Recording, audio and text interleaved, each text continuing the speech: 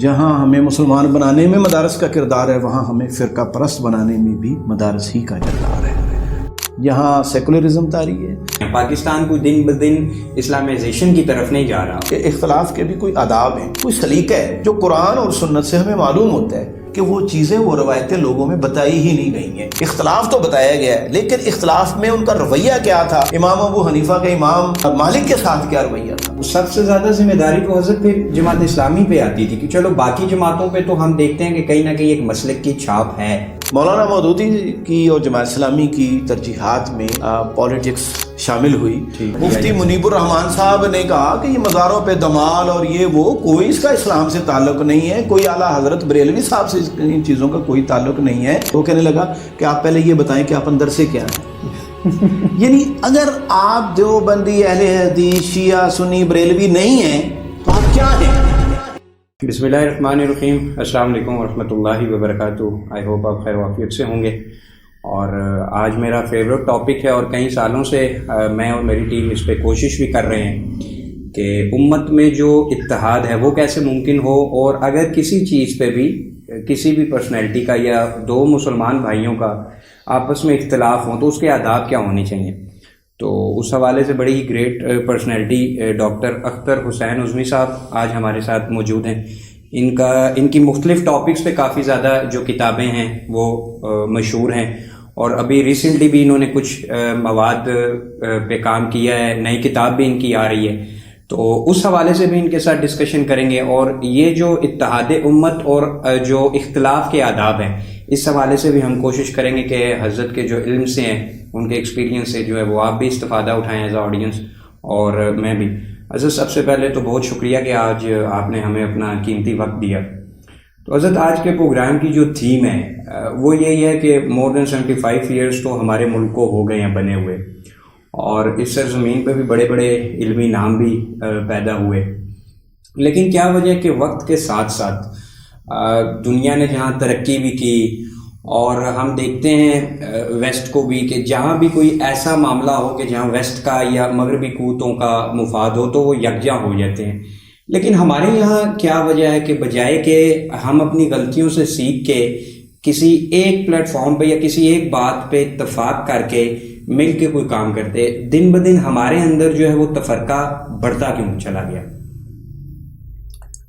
بسم اللہ الرحمن الرحیم۔ میں آپ کا شکر گزار ہوں کہ آپ نے اس موضوع کے حوالے سے مجھے کچھ کہنے کا موقع عنایت فرمایا۔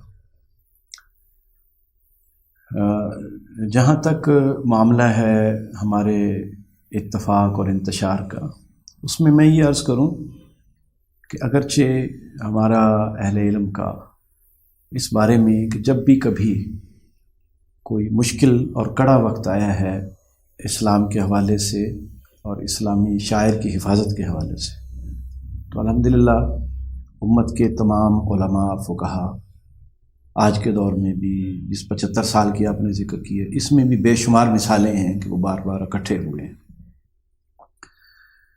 مثال کے طور پر 53 کی ختم نبوت کی تحریک ہو یا 74 کی تحریک ہو، اور اس میں کامیابی بھی ملی۔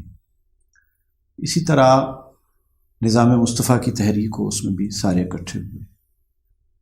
توہین رسالت کے ایشو پہ بھی جتنے مسالک ہیں بشمول شیعہ اور سنی، سب انہوں نے سب مل کر ایک موقف اختیار کیا۔ جب ابتدائی طور پر آئین بنانے کا مسئلہ تھا تو اس وقت سوال یہ اٹھایا گیا پاکستان بننے کے ساتھ ہی کہ کس کا اسلام، اہل حدیث کا اسلام، دیوبندی کا، بریلوی کا، شیعہ کا؟ تو تمام ہی مسالک کے علماء نے اکٹھے ہو کر، کوئی 31 کے قریب تمام مسالک کے نمائندہ علماء اکٹھے ہوئے، اور انہوں نے 22 نکات مرتب کیے، اور وہ قرارداد مقاصد کا حصہ بنے، اور قرارداد مقاصد ہمارے ہر آئین کا حصہ رہی ہے۔ تو اس اعتبار سے کوئی مایوسی والی بات نہیں ہے، لیکن فکر مندی والی بات ضرور ہے کہ ہمارے ہاں جب اس طرح کا کوئی ایشو گزر جاتا ہے تو اسلام کے استحکام کے لیے، اس کے نفاذ کے لیے ہم اکٹھے نہیں رہے ہیں۔ ہم کوئی ہنگامی مسئلہ آیا ہے تو ہم اکٹھے ہوئے ہیں، 6 مہینے کے لیے، سال کے لیے، 2 سال کے لیے، لیکن پھر جب کچھ کر گزرنے کا مقام ہوتا ہے پھر ہم الگ الگ ہو جاتے ہیں کہ ہمیں یہ فکر ہوتی ہے کہ ہمارے مسلک کو کوئی نقصان تو نہیں پہنچ جائے گا، اور اس کی وجہ میں یہ سمجھتا ہوں کہ اس میں جہاں ہمیں مسلمان بنانے میں مدارس کا کردار ہے وہاں ہمیں فرقہ پرست بنانے میں بھی مدارس ہی کا کردار ہے۔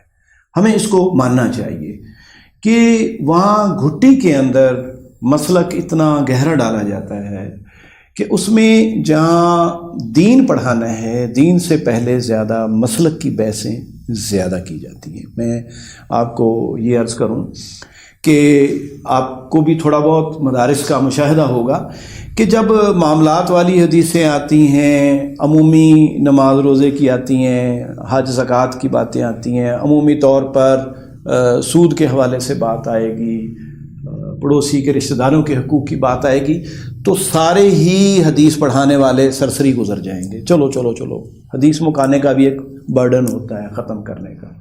لیکن جہاں رفع یدین کا مسئلہ آ جائے گا، امین بالجہر کا مسئلہ آ جائے گا، طلاق ثلاثہ کا مسئلہ آ جائے گا، اور اسی طرح کے وہ مسائل جن کی وجہ سے یہ مسالک الگ الگ ہوئے ہیں، تو وہاں کئی دن تک اس کے دلائل دیے جاتے ہیں، اس کی حمایت میں، اس کی مخالفت میں، اور اپنے موقف کو سمجھانے کے لیے۔ اب آپ خود سمجھ سکتے ہیں کہ جب اتنا سارا مٹیریل اور مواد ایک ذہن میں بار بار ڈالا گیا ہے، وہ پختہ ہو گیا ہے، اس میں وہ گفتگو کر سکتا ہے، تقریر کر سکتا ہے بغیر تیاری کے، تو ظاہر ہے کہ جو برتن کے اندر ہوگا وہی باہر نکلے گا۔ تو دراصل ہمارے اس 75 سالہ دور میں اہل دین کی تعداد اور نفاذ اسلام کی چاہت کے باوجود یہاں سیکولرزم طاری ہے، یہاں سوشلزم کو حاوی کرنے کی بھی کوششیں ہوئیں، تو اس کی ہماری ناکامی جو ہے دراصل اس کی روٹس بھی انہی مدارس اور مساجد کے اندر ہیں جو کہ دین کی بات کرتے ہیں۔ حضرت، جو آپ نے اس جواب میں ایک پوائنٹ اٹھایا، اتفاق سے میں نے اگلا کوشچن آپ کے سامنے وہی رکھنا تھا۔ یہ جو آپ نے بات کی کہ ہم وقتی طور پہ تو ہنگامی حالات میں تو دینی جماعتوں کو یا احیائی تحریکوں کو اکٹھا ہوتے دیکھتے ہیں، لیکن جو یکسوئی کے ساتھ دیر پا ہو کے کوئی کام کرنے کی باری ہے تو وہاں پھر ہم کہیں نہ کہیں دیکھتے ہیں کہ یہ وقتی طور پہ تو اکٹھا ہوتے ہیں، لیکن جب کوئی دیر پا کام کرنے کی باری آتی ہے تو یہ الگ ہو جاتے ہیں۔ اس کا سبب کیا ہے؟ مطلب ابھی پاکستان کے بچے کو پتہ ہے، جو تھوڑا سا بھی نظریات کے ساتھ پاکستان کے یا اسلام کے ساتھ اس کا وہ جڑا ہوا ہے، وہ دن بدن دیکھ رہا ہے کہ پاکستان میں جو ہے وہ حالات سیکولرزم کی طرف جا رہے ہیں، پاکستان کو دن بدن اسلامائزیشن کی طرف نہیں جا رہا، اور زیادہ ذمہ داری تو پھر آپ کی بات انہی مدارس اور انہی احیائی جماعتوں پہ ہی بنتی ہے کہ وقتی طور پہ تو اگر یہ اکٹھے ہو رہے ہیں تو پھر کیوں نہ دیر پا کوئی ویژن، کوئی مشن کے ساتھ یہ یکجا ہو کے کوئی تحریک کیوں نہیں چلاتے؟ دیکھیں، جو تحریکیں اٹھتی ہیں نا وہ معاشرے سے ہی ان کا مٹیریل ملتا ہے۔ ٹھیک۔ اب معاشرے کے اندر مساجد اور مدارس کی اتنی گہری تقسیم ہے ٹھیک کہ پوری خلیج حائل ہے، یعنی ایک مسجد یہاں ہے اور ایک مسجد اتنی دور ہے، تو اس مسلک سے وابستہ آدمی اس قریب والی مسجد میں نماز نہیں پڑھے گا، دور والی مسجد میں چل گیا، اس کو اپنی مسجد نہیں سمجھتا۔ تو یہ تقسیم جتنی گہری ہے تو یہ ظاہر ہے کہ پھر بار بار حاوی ہوتی ہے، یہ ایک نیچرل بات ہے۔ تو اصل چیز یہ ہے کہ اس تقسیم کا ایک تو یہ ہے کہ جو عارضی حل ہے جو ہم کرتے ہیں وہ ایک عارضی حل ہے، ایک مستقل حل ہے، یعنی لانگ ٹرم کام کرنے کا وہ یہ ہے کہ ان مدارس اور مساجد کے ماحول کے علاوہ ایسے مدارس قائم کیے جائیں کہ جن کے اندر امت کی سوچ پیدا کی جائے، نہ کہ مسلک کی سوچ پیدا کی جائے، اور اس کے اندر لوگوں کو، ہر مسلک کے لوگوں کو آنے کا اور ان کو بات اٹھانے کا موقع دیا جائے، اور ایک ماحول، ایک اوپن مائنڈڈ افراد جو تیار کرنے کا عمل ہے نا، اس کی ضرورت ہے جو اس قوم کی کچھ قیادت کر سکیں۔ اور اس میں یہ بات کہوں گا کہ ایک تو اس میں اس پر سٹریس ہو، توجہ ہو، خبردار کیا جائے کہ ان کے خلاف کیا کیا سازشیں بین الاقوامی طور پر اور آپ کے ملک کے اندر دین دشمن عناصر کیا کیا سازشیں کر رہے ہیں، وہ اس کا ایک حصہ ہو، مغربی کلچر کو جانیں کہ اس سے کتنا خطرہ ہے کہ جس کی ہم لپیٹ میں اس وقت آئے ہوئے ہیں۔ جب یہ چیز ہوگی نا تو یہ باقی چیزیں مائنر ہو جائیں گی۔ دوسری طرف ظاہر ہے کہ مسلکی اختلافات تو ہیں، یہ ختم نہیں ہوئے، یہ ہماری 1300-1400 سالہ تاریخ میں جو لٹریچر ہمارا مرتب ہوا ہے ان مسائل کی روٹس ہیں، ایک تاریخ ہے، وہ تو موجود ہیں.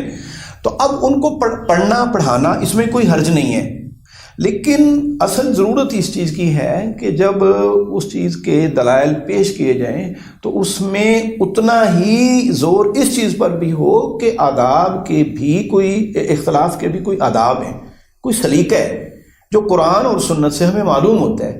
لیکن حقیقت یہ ہے کہ آداب اختلاف کے حوالے سے اور بھی لوگوں نے بہت سی کتابیں لکھی، لیکن میں نے اس کی تشنیع محسوس کی ہمیشہ کہ ایسا کیوں نہیں ہے کہ جہاں اور پرچے پڑھائے جاتے ہیں تو آداب اختلاف تو بنیادی ضرورت ہے کہ جب آپ اختلاف کرنا اور اس کے دلائل دے رہے ہیں، اپنے موقف کے دلائل دے رہے ہیں، دوسرے کا رد کر رہے ہیں، تو یہ بھی معلوم ہونا چاہیے کہ ٹھیک ہے کہ آپ اختلاف کریں، اختلاف سے منع نہیں کیا جا سکتا. ظاہر ہے کہ جس چیز پہ آدمی کا یقین ہوگا وہ اس کو بیان کرے گا، اس پہ ہم قدغن لگائیں گے تو اس سے فرقہ بندی ختم نہیں ہوگی بلکہ جنم لے گی. تو اصل چیز یہ ہے سکھانے کی کہ قرآن ہمیں کیا بتاتا ہے کہ آداب اختلاف کیا ہے، حدیث سے ہمیں کیا رہنمائی ملتی. ہمارے اسلاف نے، تابعین، تبع تابعین نے، ائمہ اربعہ نے اور دیگر ائمہ نے اس بارے میں اختلاف ہونے کے باوجود کون سی روایات چھوڑی ہیں، کون سی مثالیں چھوڑی ہیں کہ جو اگر لوگوں کے سامنے آ جائیں تو وہ کہیں گے کہ واقعی. یعنی آج میں نے کئی جگہ پہ امام شافعی کی، امام ابو حنیفہ کی، ان کے شاگردوں کی ایسی مثالیں بیان کی کہ اپنے فتوے اور اپنے موقف کے باوجود وہ دوسرے کے موقف کو بھی اپنا لیتے تھے. تو آج اس کو پھٹی آنکھوں سے دیکھا جاتا ہے کہ ہے ایسا بھی ہو سکتا ہے. ماننے کے لیے لوگ تیار نہیں ہوتے. کیوں؟ کہ وہ چیزیں، وہ روایتیں لوگوں میں بتائی ہی نہیں گئی ہیں. اختلاف تو بتایا گیا ہے لیکن اختلاف میں ان کا رویہ کیا تھا، امام ابو حنیفہ کا امام مالک کے ساتھ کیا رویہ تھا، امام شافعی کا اپنے استاد سے اختلاف بھی تھا امام محمد سے، لیکن ان کا رویہ کتنا نیازمندانہ ہوتا تھا، یہ تو ہمیں پڑھایا ہی نہیں گیا، بتایا ہی نہیں گیا. تو یہ اگر بتا دیا جائے تو میرا خیال ہے کافی حد تک معاملہ نرم ہو سکتا ہے. یہاں سے سوال ایک یہ بھی آتا ہے کہ جو آپ نے یہ بڑا ویلڈ پوائنٹ اٹھایا، مجھے یاد ہے کہ میں نے کسی لٹریچر میں مولانا مودودی رحمہ اللہ کا بھی نے یہ ویژن پڑھا تھا کہ اس قسم کے ادارے وجود میں لائے جائیں. فیصل آباد کے کالم گزرے ہیں بڑے محقق مولانا اسحاق صاحب، ان سے بھی کسی نے پوچھا کہ یہ جو سارے مسائل ہیں ان کا حل کیا، تو انہوں نے کہا تھا کہ اس قسم کے، جیسے آپ نے تشریح کی نا اداروں کی، اس قسم کے ادارے وجود میں لائے جائیں. لیکن سوال سب سے زیادہ حضرت یہ آتا ہے کہ ہم جو پاکستان میں ایک ایسی جماعت اسلامی کو آپ کہیں کہ جس کی کوئی دیوبندی، بریلوی، اہل حدیث کی چھاپ نہیں تھی، اور پھر انہی کے لیڈر مولانا مودودی صاحب کا یہ ویژن بھی تھا، تو سب سے زیادہ ذمہ داری تو حضرت پھر جماعت اسلامی پہ آتی تھی کہ چلو باقی جماعتوں پہ تو ہم دیکھتے ہیں کہ کہیں نہ کہیں ایک مسلک کی چھاپ ہے، لیکن ہم نے یہ دیکھا کہ وقت کے ساتھ ساتھ پاور پالیٹکس یا جو الیکشنز کا سارا زور ہے اس طرف تو جماعت نے کافی زیادہ زور لگایا. لیکن یہ جو معاملہ تھا جو آپ نے بیان کیا ہے، اس طرح جماعت بھی اس میدان میں نظر نہیں آئی. تو آپ یہ ایڈمٹ کریں گے کہ یہاں کہیں نہ کہیں سستی ہوئی ہے جماعت سے بھی؟ جی بڑا آپ کا اہم سوال ہے. یقیناً جب جماعت اسلامی کی بنیاد رکھی گئی تو اس کے اندر ایک بڑے اعلیٰ قسم کے ادارے کو قائم کرنا ان کی پرائرٹیز میں تھا، اور اس کے لیے بار بار کوششیں ہوئیں، اور پھر پاکستان بن گیا تو فسادات ہوئے. اس میں مولانا مودودی صاحب نے علامہ اقبال کی تجویز پر ایک ادارے کی سربراہی بھی قبول کی جس میں جدید اور قدیم کا امتیاز بھی ہو جی. اور پٹھان کوٹ کے اندر یہ ادارہ قائم بھی ہوا.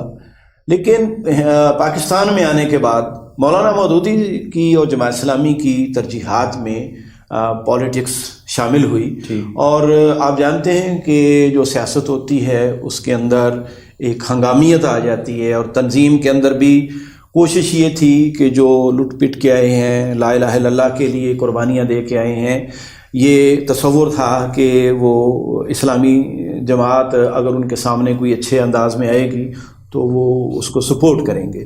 لیکن اس میں کامیابی نہیں ملی، یہ توقع پوری نہیں ہوئی. لیکن اس کا نقصان یہ ہوا کہ پھر جماعت اسلامی کوئی بڑا ادارہ قائم نہیں کر سکی. جتنے بڑے ویژن تھا مولانا مودودی کا اس کے مطابق واقعی نہیں ہوا ہے، اور بلکہ اس حوالے سے پھر وہی مسلکی ادارے غالب آتے چلے گئے اور انہی کی فکر ساری مسجدوں تک پہنچ گئی اور اسی کے ذریعے اب وہ پورا معاشرہ انہی کی گرفت کے اندر ہے. اور اس کا نقصان یہ ہوا نا حضرت کے نیچے جو عوامی سطح میں ایک عامی ہے اس میں بھی اب یہ مسلکی تعصب پایا جاتا ہے, چاہے اسے آخرت کا کنسیپٹ یا جو مین جو آپ کے دین کے بیسک علوم ہے یہ اسے نہیں پتا, لیکن وہ بھی ان بحثوں میں الجھ دیا. جی بالکل یہ بات آپ کی درست ہے کہ عام آدمی تو اب یعنی مسلک کے علاوہ اسلام کا تصور ہی نہیں کر سکتا. بالکل, یعنی اس کو کوئی بات ایسی بتائی جائے کہ ہم مسلمان ہیں, مسلمان ہونا ہی پہچان ہو. یعنی میں آپ کو ایک اپنی ذاتی مثال دیتا ہوں کہ میں ایک دعوت پہ ایک جگہ میں نے 27ویں شب کو درس دیا, تو درس دینے کے بعد ایک صاحب مجھے کہنے لگے کہ میں نے آپ سے بات کرنی ہے. میں نے کہا کریں. کہنے لگے نہیں میں نے علیحدگی میں کرنی ہے. میں نے کہا چلیے علیحدگی میں کر لیتے ہیں. تو مجھے اس نے پوچھا کہ آپ کون ہوتے ہیں. میں اس کے سوال کو سمجھ گیا وہ کس اینگل سے کر رہا ہے, لیکن میں نے کہا کہ میری فلاں برادری, میرا فلاں قبیلہ ہے. میں نے جان بوجھ کے کیا. تو وہ کہنے لگے نہیں میرا مقصود یہ نہیں, ذات برادری پوچھنا نہیں ہے, میرا مقصود ہے کہ آپ کا مذہب کیا ہے. میں نے پھر کہا کہ میرا مذہب اسلام ہے. میں نے اسلامی کی تو باتیں کی ہیں آپ کو. نہیں مذہب میرا مطلب ہے کہ آپ کا فرقہ کون سا ہے. میں نے پھر کہا کہ ولا تفرقوا, یہ حکم ہے اللہ تعالیٰ کا کہ فرقہ نہ ہو جاؤ, تو فرقہ بندی تو نہیں کرنی چاہیے. بالآخر وہ اپنے سوال کا جواب نہ پا کر وہ کہنے پہ مجبور ہوا. وہ کہنے لگا کہ آپ پہلے یہ بتائیں کہ آپ اندر سے کیا ہیں. یعنی اگر آپ دیوبندی, اہل حدیث, شیعہ, سنی, بریلوی نہیں ہیں تو آپ کیا ہیں. یعنی یہ ہونا ضروری ہے اس کے نزدیک.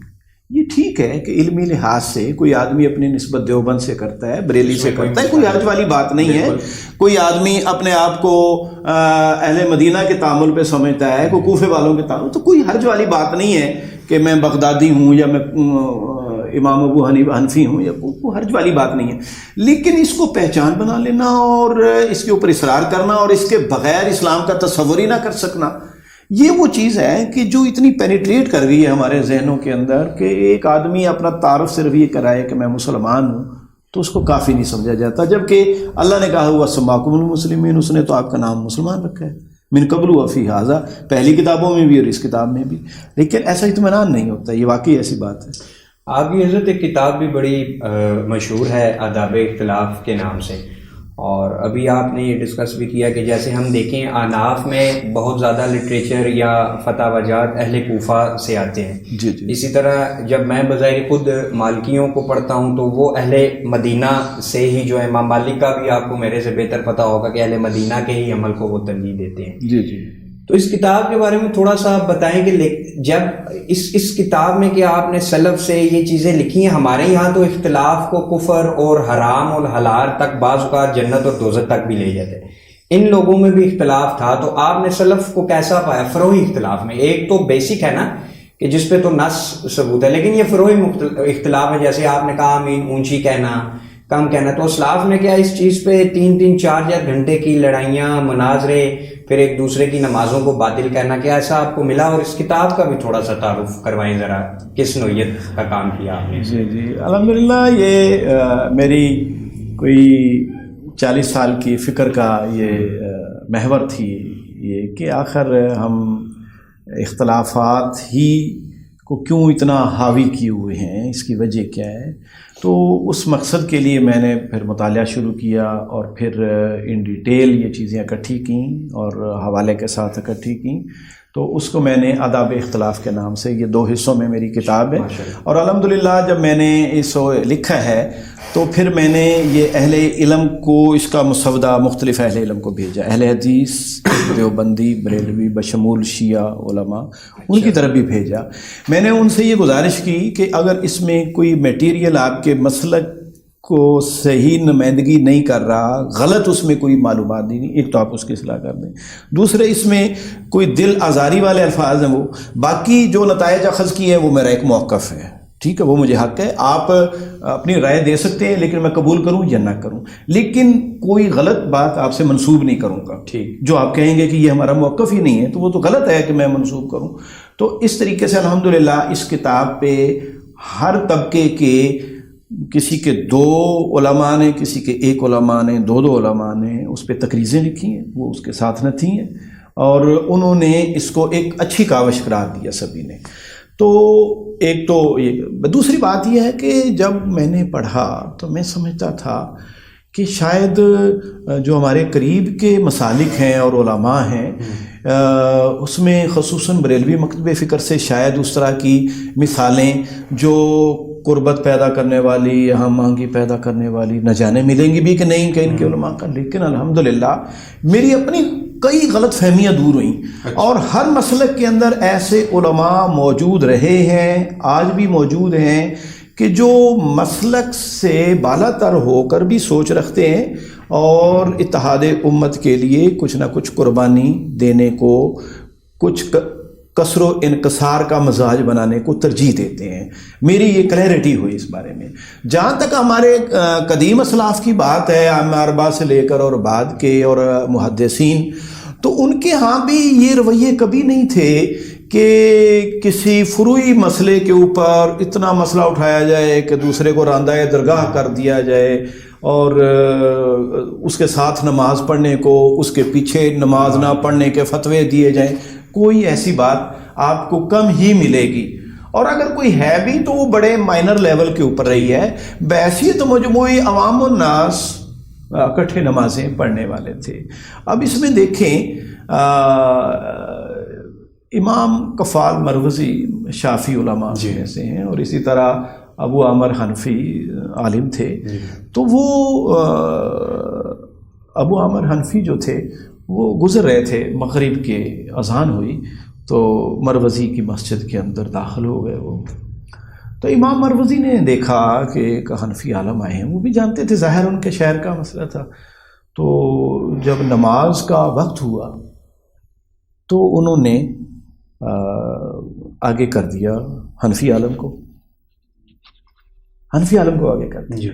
اور ساتھ جو اپنا مؤذن تھا، مکبر تھا، اس کو کہا کہ آج وہ تکبیر پوری پڑھے، یعنی ترجیح کے ساتھ ڈبل پڑھے، کیونکہ شافعی اور اہل حدیث جو ہیں وہ اکہری تکبیر پڑھتے ہیں. ٹھیک ہے، اس کو کہا کہ بھئی یہ پڑھے. جبکہ حنفی عالم نے جب نماز پڑھائی تو وہ نماز کے اندر بسم اللہ جہری نہیں پڑھتے ہیں، آپ کو معلوم ہے حنفی نہیں پڑھتے ہیں. لیکن آج انہوں نے بسم اللہ جہری پڑھائی. ٹھیک ہے، تو یہ ایک مثال ہے جو امام ابو حنیفہ، امام شافعی سے بھی بعد کی مثال میں بھی دے رہا ہوں. جبکہ امام شافعی رحمۃ اللہ علیہ کا یہ معاملہ ہے کہ ایک مرتبہ وہ عراق کے اندر آئے اور انہوں نے، احناف نے ان کو نماز کے لیے آگے کھڑا کر دیا. ظاہر ہے کہ عراق کے اندر، کوفہ، بغداد کے اندر امام ابو حنیفہ رحمۃ اللہ علیہ کا بہت زیادہ اثر تھا. تو انہوں نے جب نماز پڑھائی تو اس دن انہوں نے، فجر کی نماز کا وقت تھا، اور فجر میں آپ کو معلوم ہے کہ شافعی جو ہیں دعائے قنوت کو افضل سمجھتے ہیں، ترجیح دیتے ہیں، جبکہ ہمارے ہاں میں تو اس کا رواج ہی نہیں ہے. تو انہوں نے دعائے قنوت نہیں پڑھی اس دن نہیں پڑھی. تو اب احناف کو بھی پتا تھا کہ ہم کس کو کھڑا کر رہے ہیں فجر میں، انہوں نے کھڑا کیا جانتے بوجھتے ہوئے، اور انہوں نے اس دن دعائے قنوت نہیں پڑھی. پوچھا گیا کہ حضرت آپ نے تو اپنے مسلک کے مطابق دعائے قنوت ہی نہیں پڑھی آج. تو کہا کہ آج میں ان کے دیار میں ہوں جو ایسا نہیں کرتے. اور ایک روایت کے مطابق ہے کہ انہوں نے امام ابو حنیفہ رحمۃ اللہ علیہ کی مقبرے کی طرف اشارہ کر کے کہا کہ آج میں ان کے دیار میں ہوں تو مجھے ایسا کرتے ہوئے ان سے حیا آ رہی ہے. ٹھیک ہے، اسی طرح حضرت امام ابو یوسف جو امام ابو حنیفہ رحمۃ اللہ علیہ کے شاگرد ہیں، تو جب ایک انہوں نے جمعہ پڑھایا، ٹھیک ہے، تو جمعہ پڑھانے کے بعد جب باہر نکلے تو کہا گیا کہ جناب جس تالاب سے آپ نے وضو کیا ہے اس کے تالاب میں وہ چوہیا مری ہوئی پائی گئی ہے. تو اب اس لحاظ سے وہ پانی ناپاک ہو گیا احناف کے نزدیک. لیکن اب جمعہ پڑھا دیا، لوگ بھی چلے گئے، صورتحال بھی تبدیل ہو گئی. تو فرمایا آج ہم مدینے والوں کے مسلک پر عمل کر لیتے ہیں. اب آپ دیکھیں اتنا کہ مدینے والوں کا مسئلہ کیا تھا کہ ان کے ہاں 2 کلے پانی ہو، یوں کہہ لیں کہ 12-14 من پانی ہو تو وہ بھی مائع کثیر ہے. ٹھیک ہے، تو لہٰذا وہ کفایت کر جاتے ہیں. اب یہاں مائع کثیر کی زیادہ تعداد تھی، وہاں تھوڑے کی. اس کی بھی وجہ ہے نا، کیونکہ مدینے کے اندر پانی اتنا نہیں تھا جتنا عراق کے اندر پانی تھا. تو جہاں پانی وافر ہوتا ہے وہاں کا فتویٰ بھی اسی حساب سے آتا ہے، جہاں تھوڑا ہوتا ہے اس کے حساب سے فتویٰ آتا ہے. تو آج کہا کہ آج ہم ان کے مسلک پر عمل کر لیتے ہیں. تو اب یہ دیکھیں، یہ ہے وسعت. اس کے علاوہ اور بہت ساری مثالیں دی جا سکتی ہیں، لیکن کہنے کا مطلب یہ ہے کہ ہمارے اہل علم نے یہ رویے اختیار کیے. اگر آپ اجازت دیں تو میں خود اپنے اس دور کی بھی ایسی ہی ایک مثال پیش کر سکتا ہوں. مولانا داؤد غزنوی رحمۃ اللہ علیہ اہل حدیث عالم تھے اور لیڈر تھے، ان کے ماننے ہوئے، ان کی جماعت کے امیر تھے. اور مولانا احمد علی لاہوری، یہ دیوبند کے بڑے حنفی عالم تھے، اور شیرہ والا گیٹ میں ان کا مدرسہ تھا. مولانا داؤد غزنوی کا مدرسہ تقویۃ الایمان، یہ جو علامہ علی حجویری رحمۃ اللہ علیہ کا مزار ہے، اس کے ساتھ ہی ہے تقویۃ الایمان. تو وہ مولانا احمد علی لاہوری سے دوستی کا تعلق رکھتے تھے. تو مولانا لاہوری نے ان کو دعوت دی اپنے مدرسے کے اندر جمعے کے دن. تو مولانا جمعے کے وقت جانے لگے. تو مولانا داؤد غزنوی نے اپنے جو ساتھی تھے نا، طلباء تھے، علماء تھے چند، تو ان کو سمجھایا کہ دیکھو بھائی، ہم حنفیوں کے مدرسے میں جا رہے ہیں اور وہ آمین اونچی نہیں کہتے ہیں، لہٰذا تم نماز میں جب شریک ہو نا تو تم نے آمین اونچی نہیں کہنی ہے کہ مہمان کے لیے ایک پریشانی کا باعث بنو. یہ اچھا نہیں ہے، مناسب نہیں ہے. ٹھیک ہے، حالانکہ وہ آمین اونچی کہتے تھے. جبکہ ادھر جب نماز ہوئی تو وہاں آمین اونچی ہو گئی. جب کھانے میں پہنچے تو مولانا داؤد غزنوی نے مولانا احمد علی لاہوری سے بڑی لجاجت سے عرض کیا کہ حضرت مجھے معافی دیں، میں ان کو اپنے ساتھیوں کو بڑا سمجھا کے لایا تھا کہ آمین اونچی نہیں کہنی ہے، لیکن ان کم بختوں نے پھر بھی اونچی آمین کہہ دی. مولانا احمد علی لاہوری مسکرائے. انہوں نے کہا کہ یہ تمہارے لوگوں نے آمین اونچی نہیں کی، یہ آمین ہمارے مقتدیوں نے کی ہے. میں نے جمعے سے پہلے ان کو سمجھایا تھا کہ ہمارے جو مہمان آ رہے ہیں ان کی تالیف قلب کے لیے آمین اونچی کہہ دو، کوئی حرج نہیں ہے. تالیف قلب مسلمان کی زیادہ اہمیت والی چیز ہے. تو آپ اس سے اندازہ لگا سکتے ہیں کہ اپنے مسلک کے علاوہ دوسروں کی دلداری کتنی اہم چیز ہے. اور صرف تالیف قلب کی ایک مسئلہ، یہ تو ایک افضل اور غیر افضل عمل کے اندر ہے نا. لیکن میں آپ کو ایک ایسی مثال دیتا ہوں کہ جس میں ایک چیز نزدیک جائز ہے، ایک کے نزدیک ناجائز ہے، اس کے باوجود بھی اس مسئلے کو قبول کیا گیا ہے. مثال کے طور پر یہ شاہ ولی اللہ رحمۃ اللہ علیہ نے بھی حجت اللہ البالغہ میں اس کو بیان کیا ہے، الاسباب فی بیان سبب الاختلاف میں بھی انہوں نے بیان کیا ہے، اور دیگر کتب میں بھی یہ واقعہ بیان ہوا ہے کہ امام ابو یوسف رحمۃ اللہ علیہ جو چیف جسٹس تھے ہارون رشید کے دور میں، تو ہارون رشید نے ان کی موجودگی میں پاؤں میں حجامہ کروایا، خون بہا، یعنی کہ تو احناف کے نزدیک خون بہنے سے وضو ٹوٹ جاتا ہے، جبکہ مالکیوں کے نزدیک نہیں ٹوٹتا. تو ہارون رشید مالکی تھے، ٹھیک ہے. تو ہارون رشید نے نیا وضو نہیں کیا، اسی وضو سے جو کیا ہوا تھا، خون بہنے کے باوجود انہوں نے وہ نماز پڑھانے کے لیے کھڑے ہوئے، اور امام ابو یوسف نے ان کے پیچھے نماز پڑھی. کیوں؟ کہ ان کے نزدیک وہ اگر ان کا خود حجامہ کرواتے تو وہ ضرور وضو کرتے، لیکن جو نماز پڑھا رہا ہے چونکہ اس کے نزدیک اس کا وضو قائم ہے، تو اس کے وضو کو تسلیم کیا انہوں نے اور اس کے پیچھے نماز پڑھی ہے.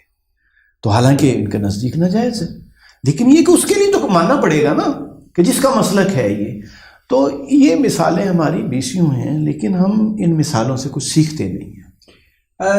اس سے ایسا محسوس ہوتا ہے حضرت کہ کہیں آپ کو ایسا تو نہیں لگتا، یہ تو آپ نے اسلاف کے حوالے دیے، اور احمد علی لاہوری صاحب تو یہ تو 500 کوئی 600 سال پرانی ہستی بھی نہیں ہے. جی. بلکہ آج ہی آپ کے آنے سے پہلے میں مطالعہ کر رہا تھا، اشرف علی تھانوی صاحب رحمہ اللہ بہت بڑے عالم گزرے ہیں دیوبند کے، تو ان کے ملفوظات میں وہ خود ہی یہ واقعہ کوٹ کرتے ہیں کہ میرے پاس ایک صاحب آئے تو وہ پہلے بریلوی حضرات کی کچھ برائیاں کرنے لگ پڑے، تو میں نے ان کی تعویلات کرنا شروع کر دی. تو حیرانگی سے دیکھتے ہیں میری طرف. پھر وہ اہل حدیث حضرات کی کچھ برائیاں کرنے لگ پڑے تو میں نے ان کی تعویلات کرنے لگا. لٹرلی تو انہوں نے سوال وہ جو آپ سے نہیں ہوگا یار تمہارا اندر سے مسئلہ کیا ہے, تو انہوں نے یہ جواب دیا کہ مجھے اللہ نے حکم دیا کہ کسی بھی قوم کی مخالفت میں حد سے زیادہ تجاوز نہ کرو کہ انصاف کا دامن تم چھوڑ دو. تو یہ بڑے حضرات ہر مسلک میں ایسے تھے. آپ کو ایسا تو نہیں لگتا کہ یہ اپنے بڑے حضرات کا ہر مسلک میں جو دامن چھوڑا گیا ہے نہ چاہتے ہوئے آپ کو لگتا ہے کہ کچھ انٹرنیشنل طاقتوں کی بھی انوالومنٹ ہے کہ ان کو انہی مسئلوں میں الجھائی رکھو کہ کہیں یہ گٹھے نہ ہو جائیں, یا یہ واقعی ہی آگے جو بعد میں حضرات آئے ہیں ان میں یہ گراوٹ آئی, یا باہر کی بھی کچھ طاقتیں تفرقے میں کچھ اپنا حصہ ڈالتی ہیں؟ جی بالکل, باہر کی طاقتیں تو ظاہر چاہتی ہیں, وہ کب چاہیں گی کہ مسلمان اکٹھے ہو جائیں, اور اس کے لیے باقاعدہ انہوں نے کام کیا ہے کہ مسلمانوں کو تقسیم در تقسیم کے عمل میں ڈال دیا جائے. تو ان کے چھوٹی بات, لیکن اس پہ جو سیکولر طبقہ ہے وہ تو کہتا ہے یہ جھوٹ ہے, مطلب کوئی باہر سے کسی نے کوئی کچھ بھی نہیں کیا, یہ بس خود ہی مولوی اور مذہبی بندے لڑتے رہتے ہیں, باہر کسی کو کبھی کسی نے کوئی نہیں کیا. ان کی طرف سے بھی اعتراض آتا ہے کہ یہ جھوٹی بات ہے کہ باہر سے بھی. سیکولر طبقہ تو یہی بات کہے گا نا, کیونکہ سیکولر طبقہ تو یہاں دین کی آبیاری نہیں چاہتا, مسلمانوں کو اکٹھے دیکھنا نہیں چاہتا, اور وہ یہ بلیم بھی نہیں لینا چاہتا کہ ان کی وجہ سے یہ ہوتا ہے. اچھا, تو سیکولر طبقہ جو ہے نا وہ سارا ملبہ علماء پہ ڈالتا ہے. اب آپ دیکھیں نا کہ تفرقہ صرف وہی نہیں ہے کہ جو علماء پیدا کر رہے ہیں, یعنی ایک آدمی اگر وہ فوج کا بڑا ہے تو وہ جائز ناجائز میں فوج کو فیور دے رہا ہے, یہ تفرقہ نہیں ہے. یہ بھی تفرقہ. ایک آدمی عدلیہ کا آدمی ہے, جائز ناجائز میں اس نے عدلیہ کو ہی فیور دینی ہے, تو یہ بھی تفرقہ ہے. ٹھیک ہے, اسی طرح جو تفرقے پیدا کیے گئے تو یہ بھی بیرونی عنصر ہے کہ جس کے ذریعے سے قوم کو مختلف اسکولوں میں کوئی ایچوسونین ہے, کوئی شوفا سے پڑھا ہوا ہے, کوئی LGS کا ہے, تو یہ سارے ایک دوسرے سے نفرت کھاتے ہیں. تو یہ صرف مولویوں کے اندر تفرقہ نہیں ہے. اچھا. لیکن مولویوں کے تفرقے کو وہ اصل میں ان کا موضوع مضبوط ہی اس وقت ہوتا ہے, ان کا ٹاپک, کہ جب یہ ثابت کریں کہ اسلام ایسے ہی لوگ تیار کرتا ہے. وہ اسلام کو اصل میں مولوی کو بدنام کر کے اس کو ہٹ کر کے ڈائریکٹ اسلام کو تو وہ کچھ کہہ نہیں سکتے, اس معاشرے میں ان کے لیے جرت نہیں ہے کہ وہ کہہ سکیں, تو وہ پھر مولوی کو بدنام کرتے ہیں, اور ان کی تو خواہش ہوتی ہے اور وہ لڑواتے بھی ہیں اس انداز سے کہ ضروری نہیں ہے کہ مغرب والے یہاں آ کے کریں. ان کے چیلے چاٹے تھوڑے بیٹھے ہوئے ہیں جن کے ذریعے سے ایک مولوی صاحب کے پاس وہ جا کے ان کے عقیدت مند بن کے ایک تھیلی پیش کرتے ہیں, جناب آپ مدرسہ بنائیں, آپ کیوں نہیں بناتے, ہم آپ کے ساتھ ہیں. تو وہ پھر وہ جو باتیں منواتے بھی تو ہیں نا, وہ اپنی باتیں منواتے ہیں, کیوں نہیں کرتے ہیں, سارا کچھ ہوتا ہے. تو اتنے بڑے سرمایے, کبھی وہ تصوف کے نام پہ کچھ لوگوں کو اوپر اٹھاتے ہیں. کیوں اٹھاتے ہیں؟ حالانکہ تصوف کے وہ دشمن ہیں, لیکن تصوف کو فیور دیتے ہیں. باقاعدہ ملتان کے اندر اگر تصوف کانفرنس ہو رہی ہے, آپ کے امریکہ کا جو بڑا ہے وہ اس میں شریک ہوتا ہے, کبھی دھمال کے پروگرام ہو اس کو پروجیکشن دیتے ہیں. حالانکہ مفتی منیب الرحمان صاحب نے کہا کہ یہ مزاروں پہ دھمال اور یہ وہ, کوئی اس کا اسلام سے تعلق نہیں ہے, کوئی اعلیٰ حضرت بریلوی صاحب سے ان چیزوں کا کوئی تعلق نہیں ہے. لیکن وہ ان چیزوں کو اس مسئلہ کا ایک مسئلہ بنا لیتے ہیں کہ دیکھو جی یہ کچھ ریجڈ لوگ ہیں, اور اس طریقے سے وہ فیور دیتے ہیں ان مسائل کے اوپر, لوگوں کو چلاتے ہیں تحریروں سے, اپنی گفتگوؤں سے ان چیزوں کو ابھارتے ہیں کہ یہ اگر تفریق نہیں بھی ہے تو وہ کھڑی کرتے ہیں, بناتے ہیں کہ مولوی دیکھو مولوی کیسے لڑ رہے ہیں. تو وہ بالکل وہ کرتے ہیں اور ان کی خواہش ہے, اور ایسے لوگوں کو پروموٹ بھی کرتے ہیں. اب وہ ایک عالم کو خود سمجھ نہ آ رہی ہو, یہ بھی ہو سکتا ہے, اور ایک سمجھ آ رہی ہو لیکن اس کو اب ایک پروجیکشن مل رہی ہے, وہ کہتا ہے کہ ٹھیک ہے مجھے دولت بھی مل رہی ہے, پروجیکشن بھی مل رہی ہے, اور وہ استعمال ہوتے ہیں. ایسے لوگ ہوتے ہیں. ایک جو ہمارا حضرت ان ساری یہ جو پرابلمس ہم نے ڈسکس کی ہیں, اس سے جو ہمارا فیملی سسٹم ہے پاکستان میں وہ کس حد تک متاثر ہوا ہے؟ کیونکہ ہم یہ دیکھ رہے ہیں کہ ایک تو پہلے تفرقہ بازی پہ ہم نے یہ ڈسکشن کی, ٹوٹ پھوٹ کا شکار, تو اب تو یہ جو گھر گھر تک جو آپ کی مغرب کی تہذیب ہے, چاہے وہ مڈل کلاس ہو, لوئر مڈل کلاس ہو, اپر مڈل کلاس ہو, یا جس کو عام ہماری زبان میں جنٹری ہائی کلاس کا کہا جاتا ہے, یہ جو مغربی تہذیب ہے وہ گھر گھر تک پہنچی. تو اب اس کا کوئی بظاہر مطلب جب ہم دائیں بائیں دیکھتے ہیں ایک مسلمان دین کا درد رکھنے کی حیثیت سے، مجھے کوئی دائیں بائیں کوئی اتنا کوئی بظاہر کوئی فورس نظر نہیں آ رہی کہ اس کو توڑے. اور لیکن جب میں دیکھتا ہوں اپنی سوسائٹی میں تو اس کا غلبہ تو تیزی سے پھیلتا جا رہا ہے. تو اب ان سارے مسائل کا اگر آپ سے پوچھا جائے کہ پھر حل کیا دیکھتے ہیں، مطلب کتابیں بھی آپ نے لکھی اور آپ نے ابھی وہ اسلاف کے واقعات تو بیان کیے، لیکن اس سے مسئلہ تو حل نہیں ہوگا. وہ لوگ تو چلے گئے اپنے اپنے دور میں. کتاب بھی آپ کو پتہ ہے کہ کتاب بینی کا ذوق بھی ختم ہوتا جا رہا ہے. تو لیکن اب اس کو آپ کیا مشورہ دیں گے کہ ان سارے مسائل کا جو حل ہے وہ کیا کرنا چاہیے امت مسلمہ کو، یا جتنی یہ بڑی دینی شخصیات ہیں یا بڑی جماعتیں ہیں، کرنے کا کام کیا ہے؟ یہ بڑی ایک دردانگیز صورتحال ہے جس کا آپ نے تذکرہ کیا ہے یقیناً. تو لیکن سارے مشکل حالات کے اندر ہی ہمیشہ اسلام سرخرو ہو کے نکلا ہے. مختلف اوقات میں مشکلات آئی ہیں، اور اگرچہ اس وقت جو حملہ ہے، پہلے جو ہمارے اوپر عسکری حملے ہوئے ہیں، یلغاریں ہوئی ہیں، منگولوں نے ہمیں تباہ و برباد کیا ہے، لیکن اسلام کے مقابلے میں ان کے پاس کوئی کلچر نہیں تھا، تہذیب نہیں تھا، کوئی علمیت نہیں تھی. تو اس وجہ سے وہ جلد ہی مسلمانوں کے سامنے، یعنی مفتو کے سامنے فاتح خود مفتو ہوتا چلا گیا، مغلوب ہوتا چلا گیا، ان کے لوگ مسلمان ہوتے چلے گئے. تو ایک صورتحال وہ تھی. آج اس سے صورتحال مختلف ہے کہ جو عسکری لحاظ سے غالب قوتیں ہیں، طاقتور قوتیں ہیں، وہ سو کالڈ ایک سویلائزیشن کے نام پر بھی اپنا کلچر، اگرچہ کہ وہ بیہودہ کلچر ہے لیکن وہ مسلط کر رہی ہیں، فیشن کے طرز عمل پہ اس پہ ٹرینڈ بنتا جا رہا ہے. تو اگر تو مسئلہ مذہب عیسائیت سے ہو، یہودیت سے ہو، ہندو مت سے ہو، تو اس کی قبولیت کی بات ہو تو مسلمان فوراً کان کھڑے کر لے گا، اس کی تبلیغ سنے گا فوراً کان کھڑے کر لے گا اور اس میں نہیں جائے گا، 1% بھی نہیں جائیں گے. لیکن جب ایک چیز تہذیب کے نام پر، کلچر کے نام پر، لائف سٹائل کے نام پر آتی ہے تو آدمی اس کو ایک جدت اور فیشن سمجھتے ہوئے اس کو آسانی سے قبول کر رہا ہے. یہ حقیقت ہے، یہ آپ کی بات بالکل درست ہے.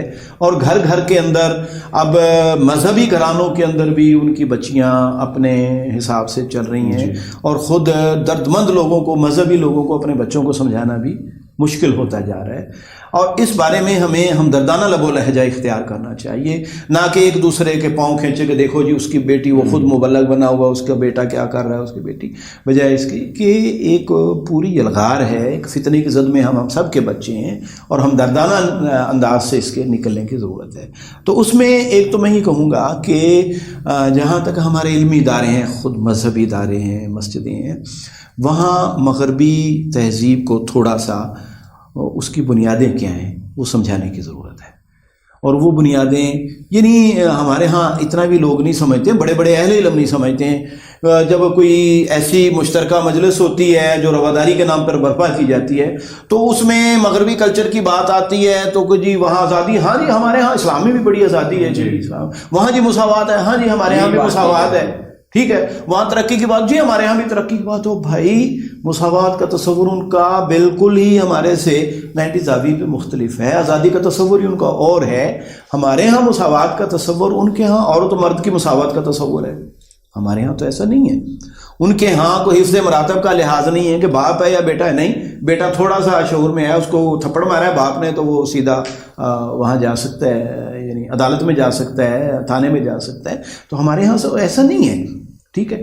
تو وہ جو چیزیں ہیں مغربی کلچر کو تھوڑا سا ہمارے نصاب کا حصہ، دینی مدارس کے نصاب کا حصہ بنانے کی ضرورت ہے کہ اس کی بنیادوں کو سمجھیں کہ بھائی اس کی فکر کیا ہے اور ہماری فکر کس زاویے سے مختلف ہے. ایک تو چیز یہ ہے. دوسری یہ ہے کہ ہم اپنے خاندانی نظام کو بھی اس کو مضبوط کرنے کی ضرورت ہے. اس میں بجائے اس کے کہ مغربی کلچر کو دیکھتے ہوئے اس میں جو چیزیں سہولتیں اویل ہو رہی ہیں ہم بھی بھاگم بھاگ ہو جائیں، ہماری بچیاں بھی زیادہ سے زیادہ نوکریوں کے پیچھے بھاگنے والی بن جائیں، ہماری تقریبات بھی مخلوط ہونی شروع ہو جائیں، تو پھر اس کے نتائج جو بہرحال پھر ہمارے اوپر مرتب ہوں گے۔ تو ان چیزوں کو ذرا ٹھہر کے سوچنے کی اور قرآن کے سامنے پیش کرنے کی ضرورت ہے۔ حیاداری اور پردے داری کے جو تقاضے ہیں ان کو سامنے لانے کی ضرورت ہے۔ حقیقت یہ ہے کہ بڑے بڑے پگڑیاں رکھنے والے، داڑیاں رکھنے والے موٹر سائیکل پہ جا رہے ہوتے ہیں اور پیچھے ان کی بیٹی، ان کی بہو، ان کی بیوی، سر کے اوپر کپڑا بھی نہیں، جبکہ فرض ہے۔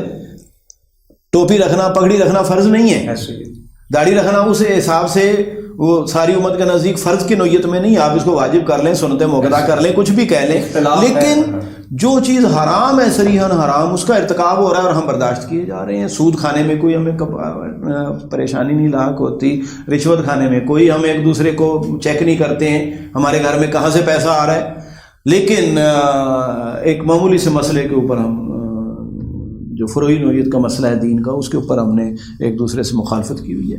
تو اس چیز سے باہر لا کے اصل پورا اسلام اور وہ اسلام جو قرآن پیش کرتا ہے، قرآن کے اوپر لوگوں کو لیں تو اس چیزوں سے انشاءاللہ نکل آئیں گے۔